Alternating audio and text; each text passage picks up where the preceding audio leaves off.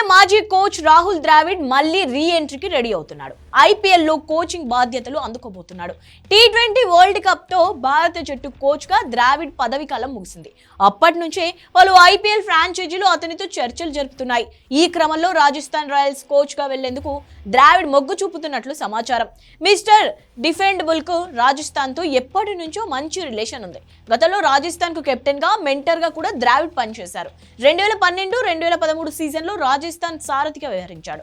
2014-2015 season లో Rajasthan mentor గా తన సేవలు అందించాడు. ఇప్పుడు మరోసారి రాయల్స్ తో కలిసి పనిచేసేందుకు సుముఖంగా ఉన్నట్లు తెలుస్తోంది. ప్రస్తుతం రాజస్థాన్ రాయల్స్ కు కుమార సంగక్కర్ డైరెక్టర్ ఆఫ్ క్రికెట్ తో పాటు కోచ్ బాధ్యతలు నిర్వహిస్తున్నారు.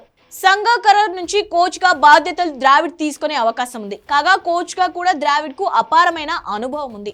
2016-2017 సీజన్ లో ఢిల్లీ డే డెవిల్స్ కు హెడ్ కోచ్ గా ద్రావిడ్ పనిచేశాడు. ఆ తర్వాత 2019 వరకు భారత్ అండర్-19 జట్టు హెడ్ కోచ్ గా ద్రావిడ్ కొనసాగాడు. ద్రావిడ్ కోచింగ్ లోనే పలువురు యువ ఆటగాళ్లు జాతీయ జట్టులో చోటు దక్కించుకున్నారు. అలాగే ఐపీఎల్ లోనూ పలువురు యంగ్ క్రికెటర్స్ ను తీర్చిదిద్దడంలో ద్రావిడ్ సక్సెస్ అయ్యాడు.